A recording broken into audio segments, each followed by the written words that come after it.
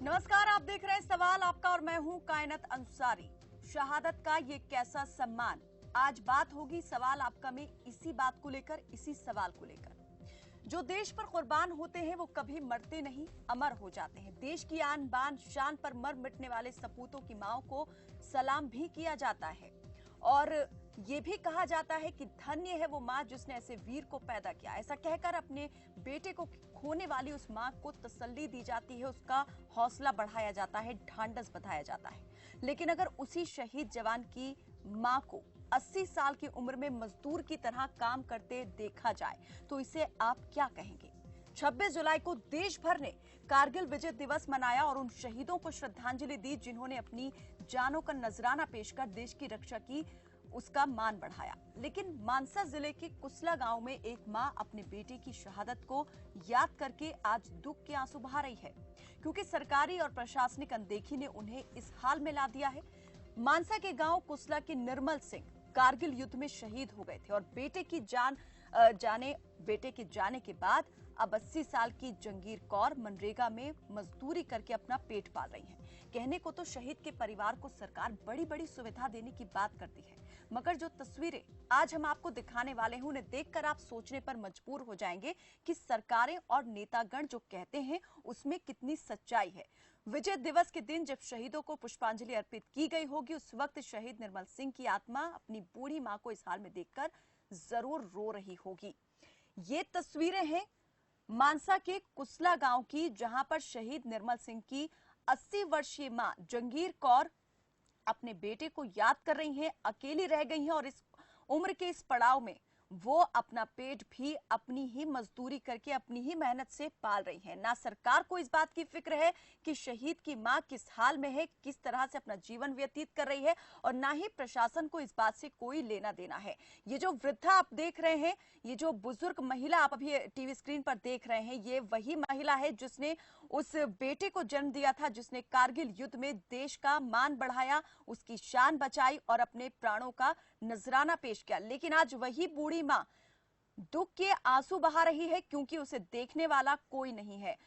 80 साल की ये महिला आज मनरेगा में मजदूरी करके अपना जीवन यापन कर रही है। तो सरकारें जो वायदे करती हैं वो वायदे क्या होते हैं, कितने सच्चाई होती है उन वायदों में, उन दावों में जो शहीदों के परिवारों से किए जाते हैं? कुछ को अगर वो सब दे भी दिया जाता है, लेकिन कुछ परिवार ऐसे क्यों छूट जाते हैं जो लगातार इस बात की उम्मीद आस लगाकर बैठे रहते हैं कि कभी तो सरकारी मदद आएगी, लेकिन कब आएगी ये नहीं पता है जंगीर कौर को, जो 80 साल की हो चुकी हैं और अपनी उम्र के इस पड़ाव में भी खुद ही मेहनत मजदूरी कर रहे हैं। इस पर ज्यादा बातचीत के लिए हमारे साथ कुछ मेहमान जुड़ चुके हैं। एडवोकेट दलजीत शेखों जुड़े हैं हमारे साथ में, आप श्रोमणी अकाली दल के प्रवक्ता हैं, और नजर सिंह मानशाहिया जो कि एमएलए हैं, स्थानीय विधायक हैं, आप भी हमारे साथ जुड़ चुके हैं। आप दोनों का ही बहुत स्वागत है।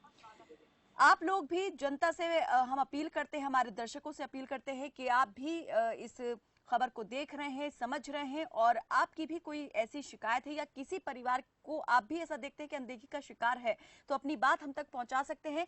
नंबर आपको दिखा देते हैं, नंबर आपकी टीवी स्क्रीन पर लगातार फ्लैश होते रहेंगे और उन नंबर पर कॉल करके आप हमारे साथ इस कार्यक्रम में जुड़ सकते हैं।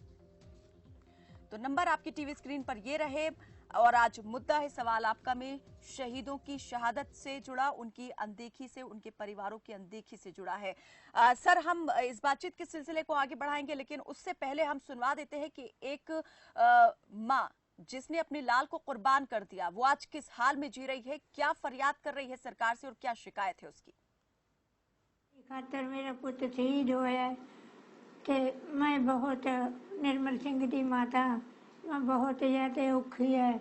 मैं नरेगा दे विच भी काम करदी है, वो करके अपने टाइम च पाउणी है चाह गुड़ दा भी। फिर मैनू कोई किथे गल रहा नहीं गा, मैं तो औखी बहुत है। दवाई बूटी नू भी मैं बहुत ज़्यादा औखी है, 2 पैसे की कर लेनी है घर, ते दवाई बूटी भी खा लेनी है। मेरी 1500 की दवाई आउंदी है 8 दिनों की, 7 दिनों की, ते मैं रोज़ वांगू बीमार रहनी है। मैं बहुत ज़्यादा निर्मल सिंह की माता, ते मैं बहुत औखी है। मैनू सरकार बनी हो कुछ नहीं मिलेगा, मैं भुखी भी रहनी एक टाइम। सारे मेरे भैन भाई भी औखे हो जाते हैं जो देख के, सारे मेरी खातर ही फिरते है। जब कोई कर सुनूगी सरकार, मेरा तो कुछ नहीं है। मेरा पुत्र निर्मल सिंह थी कला, वो शहीदी पा गया देश की खातर। मैनू पता होंदा इस गल का ते मैं आपदे पुत्र नूं भेजदी नहीं सी, नौकरी ते नहीं सी लाउंदी भी मेरा पुत्र ही करके देश की खातर शहीद हो जाऊगा। मेरा सरकार ने कोई गल नहीं सुनी। तो मैं शहीद निर्मल सिंह की मां बार बार वो यही कहती सुनाई दी और अपनी बात जो है उन्होंने आखिर जब खत्म की, आखिर में उनका गला तक यहाँ पर रुंध गया। सरकारों से जो उम्मीद लगाई थी वो उम्मीद आज तक पूरी नहीं हुई है। एडवोकेट दलजीत शेखो श्रोमणी अकाली दल के प्रवक्ता हमारे साथ जुड़े हैं और नजर सिंह मानशाहिया जो स्थानीय विधायक हैं कांग्रेस के, वो भी हमारे साथ जुड़े हुए हैं। सवाल सबसे पहले मैं यहाँ पर जो कांग्रेस के विधायक हैं उनसे पूछना चाहूंगी, सर क्या यही है शहीदों के प्रति हमारी श्रद्धांजलि, उनके परिवारों का सम्मान? हाँ जी Kainat ji, I think this question is for me. और मैं आपको ये बता दूं, एक तो मैं स्थानिक विधायक नहीं हूँ, मैं एडजॉइनिंग हल्के में विधायक हूँ और फर्स्ट टाइम बना हूँ। ठीक है जी। दूसरा ये है, जैसे आपने बताया क्या यही है इन शहीदों के लिए हमारे पास। ये आपको बता दूं कि 20 साल पहले कारगिल के युद्ध में निर्मल सिंह जो इस माता जगीर कौर जी के बेटे थे वो शहीदी प्राप्त कर गए थे। तब सरकार सेंटर में, I think it was headed by BJP and Punjab में अकाली दल की सरकार थी, अकाली दल और बीजेपी की। और उस टाइम जो मैंने इंफॉर्मेशन गैदर की है, जो मुआवजा मिला था, जो शहीद के लिए दिया गया था, वो 60-40 रेशो में बांट दिया गया था। 60% उसकी विडो को दिया गया था और 40% शहीद की माता जी को दिया गया था। और जो इंफॉर्मेशन मिली है उसके मुताबिक कोई तकरीबन 10,86,000 रुपए शहीद की माता जी को मिला था और नेचुरली अभी 60% शहीद की विडो को मिला तो रकम 15-16 लाख हो गई। ये परिवार बहुत गरीब था। एक तो मैं आपके साथ ये शेयर करने जा रहा हूँ कि हमारी जो शिक्षा प्रणाली है इस एरिया में वो इतनी सार्थक नहीं है कि हम लोगों को, खास करके गरीब लोगों को, किसी रोजगार के योग्य बना सके। दूसरा ये है कि हमारे पास जो बच्चे 10वीं पास कर जाते हैं, +2 कर जाते हैं, उनके लिए अब तक ज्यादा लोगों को आर्मी में थोड़ी अट्रैक्शन है, भी हम आर्मी में जाएं, रोजगार मिल जाएगा एक तो, और गरीब परिवार को बहुत सहारा मिल जाता है अगर इसको इतना भी आर्मी की पे वगैरह मिलती है, रोजगार मिल जाए। तो अगर वो वही बच्चा जो परिवार के लिए एक कमाई का साधन बना वही शहीद हो गया तो नेचुरली उस परिवार के जो रोजगार के साधन थे वो तो बंद हो गए। सर, निर्मल सिंह मैं आपकी बात से पांच भरा थे जी। और 4 बहनें थी और बड़ा परिवार था। उसमें से जो अच्छी कमाई वाली पोस्ट पे गया था अपने हिसाब से वो भी शहीद हो जाए देश के लिए, बाकी परिवार के पास क्या बचा। तो इतना पैसा मिला था परिवार को, वो ज्यादा चल तो चलता नहीं है क्योंकि 20 साल हो गए अब तो शहीद हुए को जी। तो परिवार सर वही सवाल है कि सरकारें क्या इस बात को नहीं समझती कि जो यहाँ पर मुआवजे के तौर पर रकम दी जा रही है परिवार को, क्या वो जीवन यापन करने के लिए ताउम्र काफी होगी? क्या उसके बाद भूल जाना चाहिए ऐसे परिवारों को? उनकी सुध लेना बिल्कुल छोड़ देना चाहिए? मैं ये नहीं कहता भूलना नहीं चाहिए, भूल जाना चाहिए। उनको सपोर्ट सरकार की तरफ से मिलनी चाहिए, रेगुलर मिलनी चाहिए, लेकिन कुछ जो सामाजिक समस्याएं हैं उसको भी ध्यान में रखना चाहिए। निर्मल सिंह 5 भाई थे और 4 बहनें थी, कितना बड़ा परिवार था। उसके लिए उनकी शादी भी कर रही है, उनको थोड़ा मोटा सपोर्ट भी कर रही है, तो इतना पैसा कोई काफी तो होता नहीं है। लेकिन 20 साल पहले ये अमाउंट इतनी कम की नहीं थी कि परिवार के लिए कुछ मिला नहीं है। तो तकरीबन 25-26 लाख मिला और शहीद की विडो को पेंशन दी गई। लेकिन कुछ सोशल प्रॉब्लम्स होती हैं और उसके पास कोई बच्चा भी नहीं था क्योंकि शादी नई हुई थी, तो उसको कुछ साल के बाद रीमैरिज भी करनी पड़ी। रीमैरिज करने के बाद नेचुरली है उसका लिंक इसके परिवार से, चलिए सर, निर्मल इस सिंह पर के मैं परिवार जरूर से बोल ही आऊंगी गया। आपकी तरफ कि जो विडो थी उसकी नई नई शादी हुई थी और उसने फिर दोबारा से शादी कर ली, घर बसा लिया और वो चली गई अपने नए घर में। मैं ससुराल लेकिन मैं चल लेकिन गया। इन सब चीजों को अगर देखा जाए तो क्या आपको नहीं लगता ये व्यवस्था कितनी बड़ी दोषपूर्ण है? अगर हाँ, शहीद कितनी गुंजलदार है, मैं मानता हूँ आपकी कि कितनी गुंजलदार है। उसके परिवार को जो उसके साथ से नाता तोड़ना पड़ा जी और नई शादी करनी पड़ी, लेकिन इसके बारे में कुछ सोशल ऐसा होती है प्रॉब्लम गांव में भी कोई ज्यादा बताने के लिए तैयार भी नहीं है भी कैसे हुआ क्या हुआ। जी और उसके बाद 3 भाई हैं निर्मल सिंह के, बाकी जो इस समय जीवित हैं, अच्छा काम करते, वो करते हैं, अपनी दिहाड़ी वगैरह करते हैं, मजदूरी वगैरह करते हैं। माली हालत सारे परिवार की अच्छी नहीं है। ये माता को उनके जो प्रेजेंट जो बचे हुए बच्चे हैं उनके साथ में, ये माता जी अकेली रहती है। ये भी हमारी सोशल प्रॉब्लम्स है हमारे एरिया में, हमारे एरिया में नहीं बल्कि कहीं भी ये आर्थिक एंगल से लोग टूट जाते हैं तो ऐसे ही फिर चलता है। तो ये मैं मानता हूँ भी जो हमारी बुढ़ापा पेंशन माता जी को मिल रही है बहुत कम है, क्योंकि 750 सर, वो तो रुपया अभी शिकायत कर पर रही माह है से मिलता बुढ़ापा है। पेंशन तक नहीं मिल रही है। आएंगे इस पर बात करेंगे। नीरज नहीं इस मिल वक्त रही हमारे है, साथ बुढ़ापा एक दर्शक पेंशन जुड़े मिल हैं। रही है जी, 750 रुपया। एक दर्शक हमारे साथ जुड़े हैं, नीरज जगाधरी से। बहुत स्वागत है आपका नीरज, रखिए अपनी बात। नमस्कार मैडम जी सबसे पहले मैं सबको नमस्कार करता हूँ मैडम जी। जी नमस्ते नीरज, कहिए अपनी बात। मेरा ये प्रश्न पूछना है कि सड़क पे जब फौजी अपना काम करते हैं तो उनकी बदौलत हम अपने घर में आराम से सो सकते हैं। जो बड़े बड़े नेता है एसी में अपने दफ्तर में बैठते अपने घर में सोते हैं, सिर्फ जो फौज है उनके बदौलत, तो उनका सम्मान करना चाहिए। और जो शहीद हुए हैं हमारे फौजी, उनके जो आगे बच्चे हैं घर में, बड़ो हो या छोटो, उनका सारा खर्चा सरकार को उठाना चाहिए। अगर जो सरकार वो खर्चा नहीं ठहरी, उसमें जो अधिकारी साथ नहीं दे रहे, तो उनके प्रति कार्रवाई होनी चाहिए मैडम, मेरा ये है। बहुत शुक्रिया नीरज हमारे साथ इस कार्यक्रम में जुड़ने के लिए। एक और दर्शक राजस्थान से जुड़े हैं, रूपराम। रूपराम जी, स्वागत है आपका। बताइए राजस्थान में कहां से बात कर रहे हैं और सवाल क्या है आपका, किससे है? मैं जी हनुमानगढ़ से हूँ, जिला हनुमानगढ़ है और फिलहाल अभी अम्बाड़ा में रहता हूँ जी। जी जी रूपराम जी, कहिए, रखिए अपनी बात। अच्छा जी, ये ऐसा है जी, कारगिल का मान से शहीद हुए तो या घायल हुए, किसी को कोई पैकेज सही नहीं दिया गया है, सिर्फ एक घोषणाएं हैं जी। आप ये जो बात कह रहे हैं, क्या आपने किसी और भी परिवार को ऐसा देखा है जो अभी भी उम्मीद लगाकर बैठा है सरकारी वायदों के पूरा होने की? मैं खुद हूँ जी। अच्छा, तो थोड़ा सा बताएं रूपराम जी, किस तरीके से आप जो है सरकारी अनदेखी का शिकार हुए? मैं जी 20% डिसबिलिटी जी, कारगिल वार में कैजुअलिटी में हूँ जी मैं। और राजस्थान गवर्नमेंट से जो घोषणाएं की, कारगिल पैकेज दिया गया था, उसमें 1 रुपए की सहायता नहीं मिली है जी। और जब जिला सैनिक बोर्ड में से और राज्य सैनिक बोर्ड से बात किया, उधर से बोला जी आपको कोई सुविधा लागू नहीं है। ये जमीन का भी घोषणाएं की हुई है, पैसे की भी की हुई है, सब जगह लेटर लिख लिया। वायदे आपसे क्या क्या हुए थे? वायदे क्या क्या हुए थे रूपराम जी? क्या क्या आपसे कहा गया था कि आपको सरकार की तरफ से ये सुविधा सहायता मिलेगी? जी ये घोषणा पैकेज है जी, मुख्यमंत्री फंड से जितनी घोषणा है कारगिल पैकेज की राजस्थान से। चलिए, बहुत बहुत शुक्रिया रूपराम जी हमारे साथ इस कार्यक्रम में जुड़ने के लिए।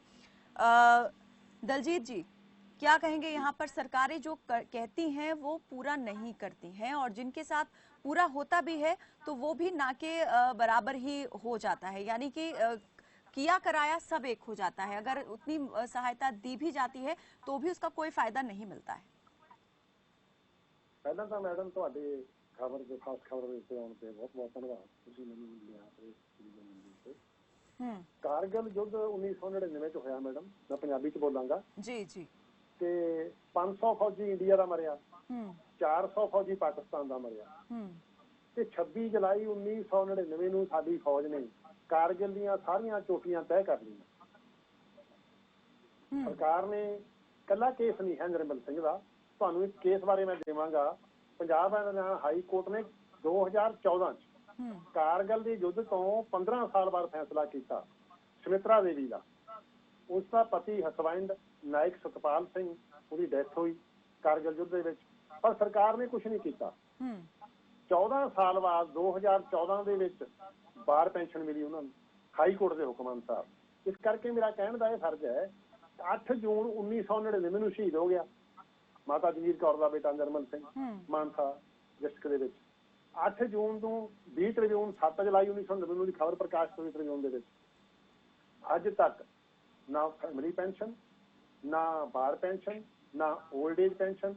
ਹੁਣ ਸਰਕਾਰਾਂ ਵਾਅਦੇ ਕਰਦੀਆਂ, ਡਿਸੇਬਲਡ ਆਰਮੀ ਮੈਨ ਨੂੰ 10 ਲੱਖ ਰੁਪਇਆ ਮਿਲਦਾ ਸਰਕਾਰਾਂ ਦੇ ਕਹਿਣ ਅਨੁਸਾਰ, 25 ਤੋਂ 45 ਲੱਖ ਰੁਪਇਆ ਮਿਲਦਾ ਸੈਂਟਰ ਦਾ ਜਿਹੜਾ ਮਰ ਜੇ।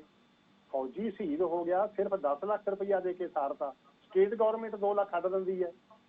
ਅੱਜ ਤੱਕ ਬੇਬੇ ਨੂੰ ਕੁਛ ਨਾ ਮਿਲਣਾ, ਮਾਈ ਜਗੀਰ ਕੌਰ ਦਾ ਇਕੱਲਾ ਰਹਿਣਾ, ਉਹਦਾ ਹਾਊਸ ਤੱਕ ਨਾ ਬਣਨਾ, ਇਹ ਸਰਕਾਰਾਂ ਦੇ ਮੂੰਹ ਤੇ ਬਹੁਤ ਵੱਡਾ। ਲੋਕ ਆਪਣੇ ਬੱਚੇ ਆਰਮੀ 'ਚ ਭੇਜਣੋਂ ਹਟ ਜਾਣਗੇ ਜੇ ਇਸ ਤਰ੍ਹਾਂ ਹੀ ਗੱਲ ਚੱਲਦੀ ਰਹੀ। ਮੇਰੀ ਬੇਨਤੀ ਹੈ ਸੈਂਟਰ ਸਰਕਾਰ ਨੂੰ, ਭਾਵੇਂ ਉਹ ਬੀਜੇਪੀ ਦੀ ਹੈ, ਮਾਨਸਾ ਜੀ ਅਜੀ ਬੈਠਿਆ ਮੇਰੇ ਪਿਆਰੇ ਭਰਾ, ਇਹਨਾਂ ਦੀ ਸਰਕਾਰ ਹੈ, ਭਾਵੇਂ ਇਹਨਾਂ ਨੇ ਪਾਰਟੀ ਆਪ ਪਾਰਟੀ ਜਿੱਤੇ ਇਹ ਮਾਨਸਾ ਦੇ ਵਿੱਚੋਂ, ਭਾਵੇਂ ਗੁਆਂਢੀ ਪਿੰਡ ਹੈ ਕਿਸੇ ਹੋਰ ਹਲਕੇ ਦਾ, ਸਰਕਾਰਾਂ ਦਾ ਕੰਮ ਇਸ ਤਰ੍ਹਾਂ ਨਹੀਂ ਚੱਲਣਾ।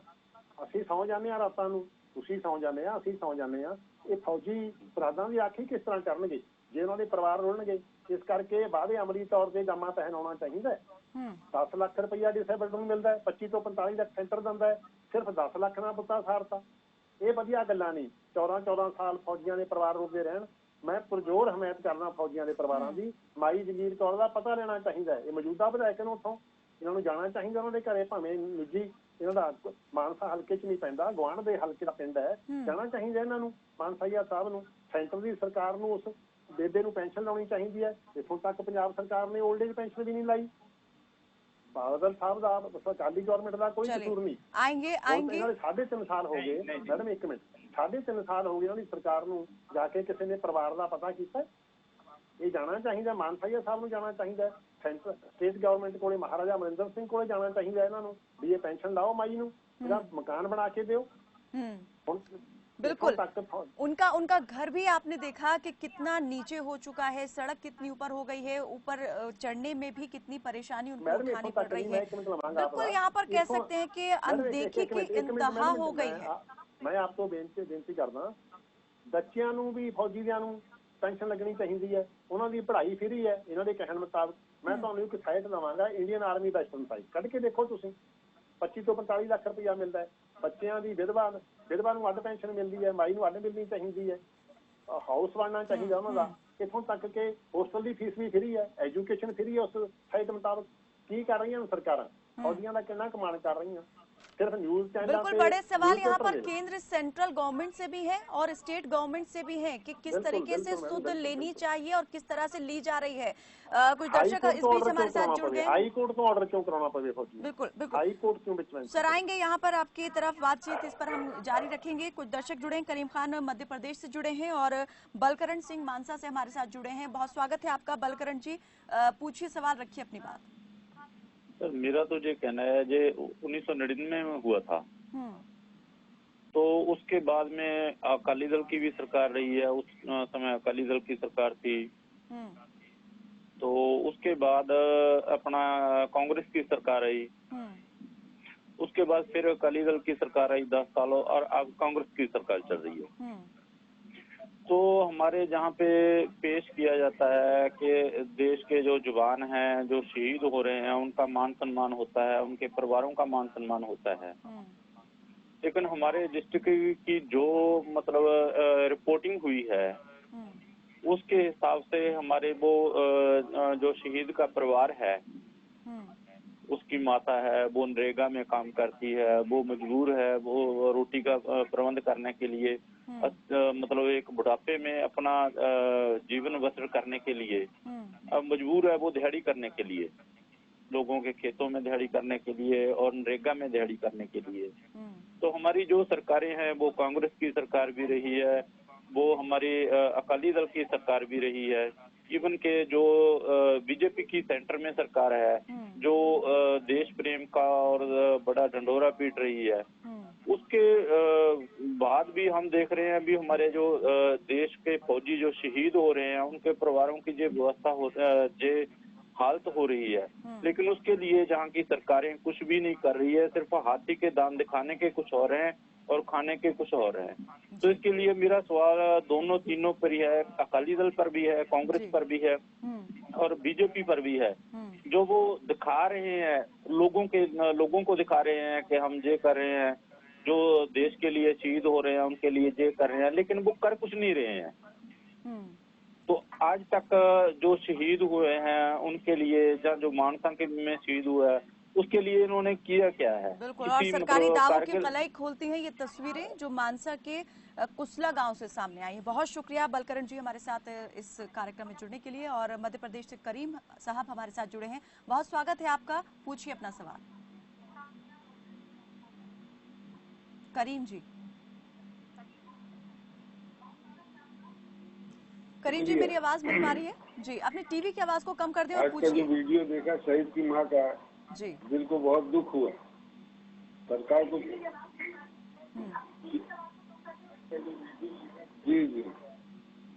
और बहुत दुख हुआ। एक देश का शहीद होने वाले की मां को इस तरीके से तकलीफ उठाना पड़ रहा है। सरकारें क्या करती है, उनकी जिम्मेदारियां क्या है। जहाँ पे मैंने यूपी में शहीद अब्दुल हमीद की भी परिवार को देखा है, वो भी तकलीफ में था, लेकिन सरकारों ने कुछ नहीं की। और मेरे समझ में नहीं आता ये विधायक और जो राजनेता है किस बात की पेंशन लेते हैं। उनको तो पेंशन का हक ही नहीं होना चाहिए, क्योंकि इनके काम तो ठीक होते नहीं। और जिला कलेक्टर को इसकी जिम्मेदारी देना चाहिए, वहाँ के प्रशासन को होना चाहिए, राजनेताओं को होना चाहिए, विधायक को होना चाहिए। ऐसे परिवार को सम्मान पूर्वक जीवन जीने का हक होता है। पहले सुनते थे कि शहीद को पेट्रोल पंप मिलता है, लेकिन अभी तो समझ में नहीं आता। जब ऐसे हालात देखते हैं तो बहुत दुख होता है। इन नेताओं को कम से कम शर्म आना चाहिए। बहुत शुक्रिया करीम जी हमारे साथ कार्यक्रम में जुड़ने के लिए। एक और दर्शक हमारे साथ जुड़े हैं कैथल से, लाजपत राय सिंगला हमारे साथ जुड़े हैं। बहुत स्वागत है आपका लाजपत जी, पूछिए अपना सवाल। मैडम जी के कैथल में सीवरेज व्यवस्था खराब है, ना तो अधिकारी जिम्मेवारी लेते, ना विधायक जिम्मेवारी लेते, ना सरकार। चलिए, बहुत शुक्रिया लाजपत जी हमारे साथ कार्यक्रम में जुड़ने के लिए। और हम जरूर कोशिश करेंगे ये जो सवाल आपने आज यहाँ पर पूछा है इसको लेकर के भी हम जिम्मेदारों से जवाब जो है वो तलब करें। हालांकि आज जिस मुद्दे पर हम बात कर रहे हैं वो इससे बिल्कुल जुदा है। नजर सिंह जी और दलजीत शेखू जी, आपने बात सुनी यहाँ पर जो दर्शक हमारे साथ जुड़े, सिर्फ ये कहकर सरकारें अपना पल्ला नहीं छुड़ा सकती हैं कि पेंशन दी जा रही है या फिर जो है वो उस टाइम पर जो दिया जाना था राशि मुआवजे के तौर पर वो दे दी गई थी। क्या यहाँ पर ये जिम्मेदारी नहीं बनती है जनप्रतिनिधियों की, सरकारों की, सिस्टम की, कि उन परिवारों का भी पूरा ख्याल रखा जाए? जैसा एक दर्शक ने हमारे साथ कहा कि सम्मान पूर्वक जीवन जीने का अधिकार है उन परिवारों को जो शहीदों से जुड़े हुए हैं और जिन्होंने अपने बेटे दिए हैं देश की रक्षा के लिए। क्या ये लिस्टेड नहीं होने चाहिए प्रशासन के पास में कि परिवार जो है किस हाल में है, किस स्थिति में अभी जी रहे हैं? हाँ नजर जी। हाँ जी, कैलाश जी, मैं आपको बताने जा रहा हूँ ये मामला हाईलाइट हुआ है और इसके लिए हम यकीन के साथ कहते हैं कि जो शहीद के परिवार के लिए मकान या उसके लिए उसके रोजमर्रा की जिंदगी के लिए जो पेंशन, क्योंकि इसके लिए कोई स्पेशल भी पैकेज दिया जा सकता है। हम इतने बड़े बड़े कारपोरेट हाउसेस को कारपोरेट देते हैं, लाखों करोड़ों में देते हैं। सवाल और वही एक उठता है शहीद की माता को के लिए मैं जरूर सीएम साहब को लिखूंगा कि इसको स्पेशल तौर पे कंसिडर करके इसको पैकेज दिया जाए, क्योंकि इस उम्र में हमारे शहीद की माता को ये नरेगा में दिहाड़ी की बात नहीं है। सर वही बड़ा दिल को दुख पहुंचा, बहुत दुख पहुंचा जब इस बूढ़ी माँ के मुंह से ये शब्द सुने कि अगर आज के दिन का पता होता शायद अपने बेटे को सेना में भेजती ही नहीं। हाँ, बिल्कुल बिल्कुल सही कहा उसने। हम इसके लिए बीइंग पॉलिटिशियन शर्मिंदा है, विधायक होने के कारण शर्मिंदा है, लेकिन ये मसला उठाएंगे सीएम साहब के पास, फिर उसके लिए सम्मानजनक जिंदगी का प्रबंध किया जाए। एक और दर्शक हमारे साथ जुड़े हैं, सुनील कपूर जुड़े हैं रोहतक से। बहुत स्वागत है आपका सुनील, पूछिए अपना सवाल। जी सुनील। सुनील हमारी आवाज मिल पा रही है आपको? मैडम नमस्कार। जी नमस्ते। अपनी टीवी सेट की आवाज कम कर दें और जल्दी से अपना सवाल पूछें। जी जी हेलो जी, हम सुन पा रहे हैं सुनील, आपको पूछिए अपना सवाल। नहीं मैम, हेलो हेलो नमस्कार मैम। जी जी नमस्ते, पूछिए जल्दी। नमस्कार माँ, ये बुजुर्ग माँ को देखकर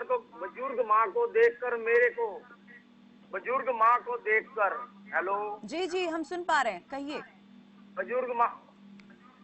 ये बुजुर्ग माँ को देखकर मेरे को तो रोना आ रहा है, और देश के जितने मंत्री हैं इनको एक एक महीने के लिए बॉर्डर पे भेज दिया जाए।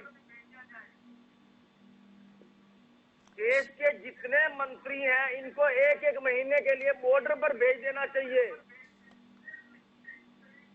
जी बहुत शुक्रिया सुनील जी हमारे साथ कार्यक्रम में जुड़ने के लिए। सर आप दोनों ही यहाँ पर बैठे हैं, आप लोगों की भावनाएं भी सुन रहे हैं, समझ रहे हैं। क्या हम इतने संवेदनहीन हो चुके हैं, हमारा सिस्टम इतना संवेदनहीन हो चुका है कि एक बार अगर हमने यहाँ पर जो सरकारों ने अपना वायदा किया, जैसा अभी आपने नजर जी कहा था कि उस टाइम पर शहीद की माँ को भी पैसा दिया गया था, मुआवजा राशि, और उसकी जो विधवा थी उसे भी दिया गया था, लेकिन उसके बाद में क्या ये उस माँ का एक कसूर हो गया कि उसने अपने बेटे को यहाँ पर सरहद पर भेज दिया, हवाले कर दिया वतन की रक्षा के लिए, और कुर्बान हो गया वो बेटा भी अपने फर्ज को निभाते हुए। लेकिन हम क्या फर्ज निभा रहे हैं सर? हाँ यही है कायनात जी, यही आपको विश्वास दिलाते हैं कि नॉलेज में आया है शहीद की माता को इस उम्र में कोई काम नहीं करना चाहिए, सम्मानजनक जिंदगी लीड करनी चाहिए। बिल्कुल, मैं अपनी तरफ से ये आश्वासन चाहती हूँ कि कम से कम यहाँ पर आज जो हमने ये मुद्दा उठाया है, जिस महिला की पीड़ा को दिखाया है, उसका दर्द दूर होना चाहिए। बेटे को खोने का दर्द आज उसके दिल में इस कद्र हो गया है कि वो ये भूल चुकी है कि उसने किस काम के लिए अपने बेटे को भेजा था। वो अब ये चाहती है कि अगर वो बेटा आज होता तो कम से कम उसकी सेवा करता और उसे यूं मजदूरी नहीं करनी पड़ती। यही काम किए जाएंगे, और साथ ही साथ सीएम साहब को रिक्वेस्ट करेंगे कि हर एक डिस्ट्रिक्ट में जितने शहीद परिवार हैं उनको आइडेंटिफाई करके, क्योंकि डिस्ट्रिक्ट एडमिनिस्ट्रेशन के पास और हमारा जो एक्सर्विसमैन विंग है उसके पास लिस्टें होती हैं, जो डायरेक्टर वेलफेयर हमारे हैं उनको भी रिक्वेस्ट की जाएगी, उनको लेके उनकी जानकारी सभी के लिए ये सुविधाएं मुहैया कराई जाएंगी। बहुत बहुत शुक्रिया नजर सिंह जी, आपने ये जो आश्वासन दिया है, और उम्मीद करती हूँ आप इस बात को जल्द से जल्द जो है वो करके दिखाएंगे, ताकि जो और परिवार अनदेखी का शिकार हुए हैं कम से कम उनकी पीड़ा दूर हो सके। दलजीत जी आप क्या कहेंगे, जो सिस्टम चला रहा है क्या उसमें बदलाव महसूस करते हैं? जल्दी से अपनी प्रतिक्रिया दे दीजिए। मैं तो ये चाह रहा हूँ मैडम भी मानसाइया जी वहाँ से विधायक हैं, बेबे का माता का घर जल्दी बनना चाहिए, और उनको बुढ़ापा पेंशन तो छोड़ो, उनको सारा 45 लाख रुपया भी सेंटर से केस मिलेगा, सब कुछ मिलेगा, और 3.5 साल हो गए मैडम उनको ओल्ड एज पेंशन नहीं लगी है। ये तो त्रासदी है हमारी, स्कूल का नाम बोर्ड लिखा हुआ है। चलिए उम्मीद करते हैं यहाँ पर जो एमएलए साहब ने हमारे साथ में एक भरोसा दिया है, वायदा किया है, वो जल्द से जल्द पूरा होगा। जी जी जल्दी से। प्राइवेट संस्था ने लगाया है, सरकारें कहाँ है, प्राइवेट संस्था बुत लगा रही है, और हम एमएलए एमपी बना के चुप हैं, और मेरी पार्टी से ये पुरजोर मांग है एमएलए साहब से। उसी सिस्टम को तो लेके सवाल उठा रहे हैं कि कहाँ पर वो काम करता है, किस तरह काम करता है, ये सम्मान होना चाहिए, बाकी तो चलता रहता है। चलिए बहुत बहुत शुक्रिया, बहुत शुक्रिया। आप भी अपनी पार्टी को थोड़ा बोलिए। बिल्कुल सर, बिल्कुल राजनीति नहीं, हम चाहते हैं कि इस मामले पर होनी चाहिए, लेकिन जो जिसकी जिम्मेदारी है वो उसे